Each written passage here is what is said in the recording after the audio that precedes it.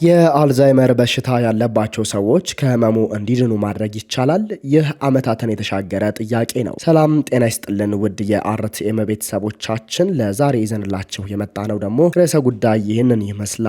ለቻናሉ አዲስ ከሆናችሁ ሰብስክራይብ በማድረግ ቤተሰብ እንድትሆኑ እየጋበዝን ቀጥታ ወደ ጤና መረጃችን እናልፋለን። የአልዛይመር በሽታ ምንድን ነው? አልዛይመር እድሜያቸው ከፍ ባሉ ሰዎች ላይ የሚከሰት ህመም ነው። ከ55 ሚሊዮን በላይ ሰዎችን ያጠቃ ህመም ሲሆን መጠሪያ ስሙን ያገኘው በዶክተር አሊዮስ አልዛይመር አማካኝነት ነው። እንደ አውሮፓውያን አቆጣጠር በ1906 አንዲት ሴት የመዘንጋት ችግር ገጠማት። ቋንቋን ማስታወስ ማቅቷትም ነበር። ይህቺ ሴት ህይወቷ ካለፈ በኋላ ዶክተር አሊዮስ የአእምሮ ህዋሷን መረመሩ። በዚህ መንገድ ነበር አልዛይመርስ ያለበት ሰው አእምሮ ምን እንደሚመስል የታወቀው። አልዛይመርስ ያለባቸው ሰዎች ከህመሙ እንዲድኑ ማድረግ ይቻላል? ይህ ዓመታትን የተሻገረ ጥያቄ ነው። ቀዶ ህክምናው የሚከናወነው በዩናይትድ ኪንግደም ኤደንብራ ሮያል ኢንፈርማሪ ሆስፒታል ነው። ቀዶ ህክምናውን ለመከታተል ብዙዎች ተገኝተዋል። ታካሚው ማደንዘዣ ተሰጥቶታል። በቀዶ ህክምናው ክፍል በሚገኝ ስክሪን የታካሚው አንጎል ኤምአርአይ ይታያል። አንጎሉ ላይ ደማቅ ነጭ የሆነ እብጠት ወይም እጢ መመልከት ይቻላል። ካንሰሩ የጀመረው ከታካሚው ትልቁ አንጀት ሲሆን ቀስ በቀስ አንጎሉ ድረስ ተስፋፍቷል።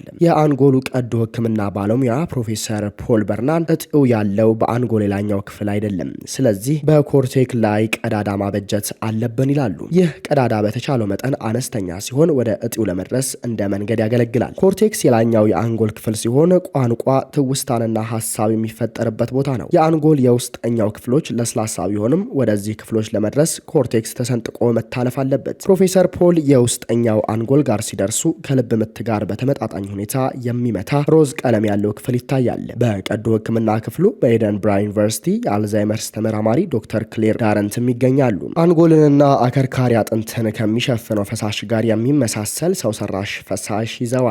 በአብዛኞቹ ቀዶ ህክምናዎች ከአንጎል ላይ የሚቆረጠው ኮርቴክስ ይጣላል። የኢንደንብራው ማዕከል ውስጥ ግን ይህ የአንጎል ክፍል ጠቀሜታ አለው።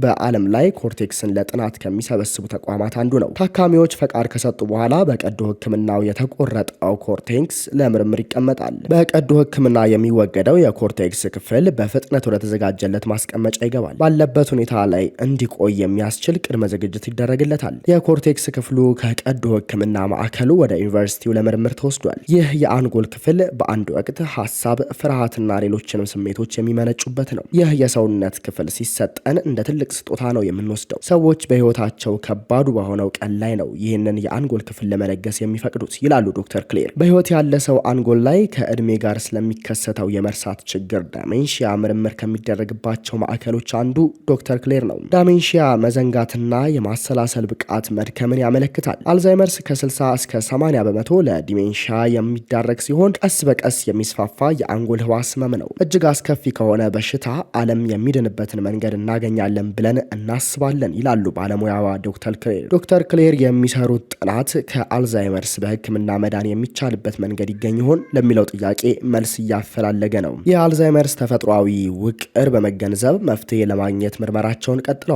አሁንም ገና በህክምና ምርምር መልስ ያላገኙ ጥያቄዎች አሉ። ሲናፕሲስ የሚባለው የኒውሮን አይነቶች መካከል ያለው ትስስር አልዛይመርስ ባለባቸው ሰዎች ላይ ለምን እንደማይታይ እስካሁን ድረስ አይታወቅም። የፎርሙላ 1 የመኪና እሽቅድድም ኮከብ የነበሩት የ86 ዓመቱ አዛውንት ጃኪ ስዌርትስ ሬስ ኢንጌት ዳይሜንሺያ በሚባለው የተራድኦ ድርጅታቸው አማካኝነት ለአልዛይመርስ ምርምር ገንዘብ ለግሰዋል። በምርምሩ የሚሳተፉ 4 ሳይንቲስቶች ስራቸውን የሚያከናውኑት በፍጥነት ነው። መጀመሪያ ላይ የአንጎል ህዋሱ ጄል ውስጥ ይቀመጥና ከ10 እስከ 20 ይቆራረጣል። የአንጎል ህዋሳቱ በህይወት እንዲቀጥሉ ልዩ ማቆያ ውስጥ ይቀመጣሉ። አልዛይመርስ ያለባቸው ሰዎች አንጎል ውስጥ በብዛት የሚገኙት መርዛማ ፕሮቲኖች ይባላሉ።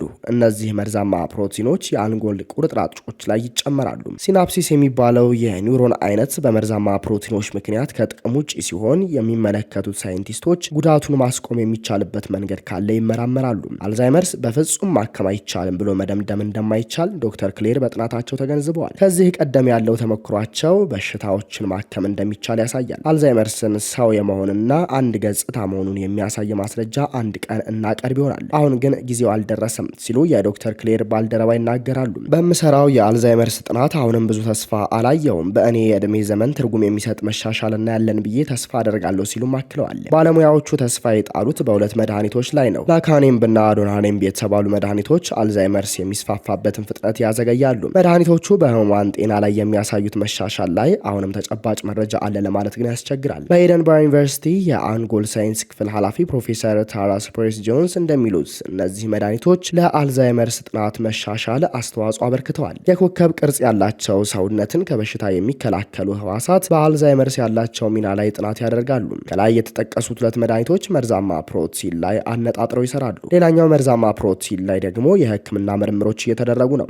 አልዛይመርስን በህክምና ለማዳን በተለያየ አቅጣጫ የሚደረጉ ምርምሮች አካል ነው። አልዛይመርስ በጥልቅ ለመረዳት የሰውነት በሽታ የመከላከል አቅም፣ የደም ህዋስና የአካባቢ አየር ሁኔታን መገንዘብ ያስፈልጋል። ተመራማሪዎች ተስፋ የሚያደርጉት በመጀመሪያ ደረጃ በሽታው የሚስፋፋበትን ፍጥነት ማዘግየት ነው። በሁለተኛው ደረጃ ዲሜንሺያ እንዳይከሰት ማድረግ ይፈልጋሉ። ሶስተኛው ግን ደግሞ የአልዛይመርስ ምልክት እያሳዩ ያሉ ሰዎችን ማከም ነው። ከ5 እስከ 10 ዓመታት ባለው ጊዜ ውስጥ ህይወት የሚለውጥ ህክምና እንደሚገኝ ባለሙያዋ ተስፋ ያደርጋሉ። በሽታው ሳይባባስ በመድረስ መደበኛ ህይወትን ለመግፋት የሚያስችልበት መንገድ ይዘረጋል ይላሉ። የሰው ልጅ አንጎል እጅግ ውስብስብ ነው ይላሉ ፕሮፌሰር ታራ።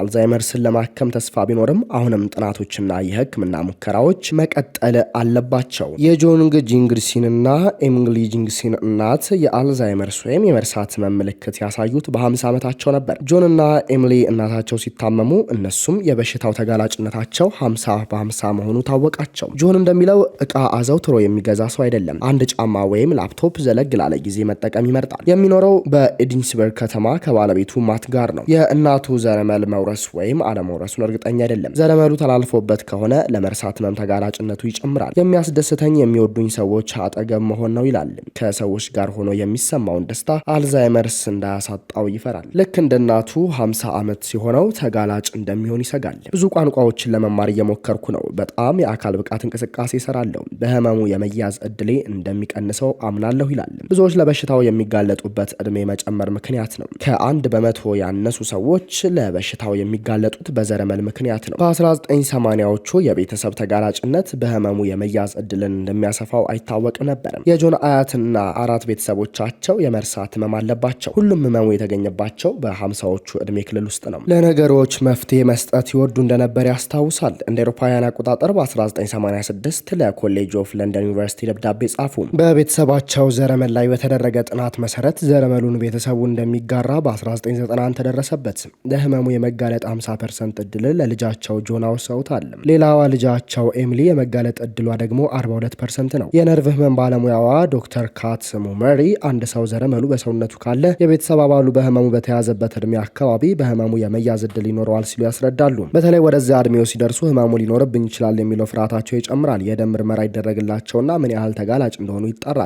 የጆን እናት ምርመራ ላለማድረግ ወስነው ነበር። ትርፉ ጭንቀት ነው ብለው ነው ያሰቡት። ጆን ግን ቀድመው አውቀው ቢሆን ኖሮ እንዘጋጅ ነበር ሲል ውሳኔውን ያቃርናል።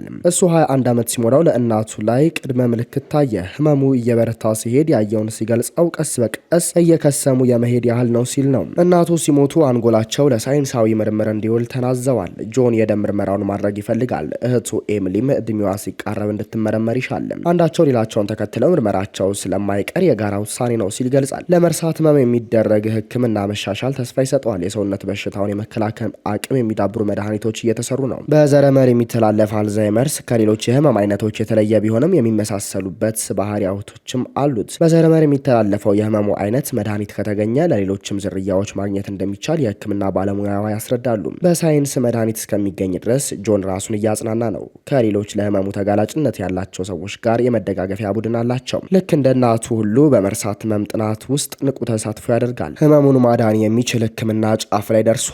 እድሜ ሰጥቶኝ ስኬቱን ባይ እመኛለሁ ይላል።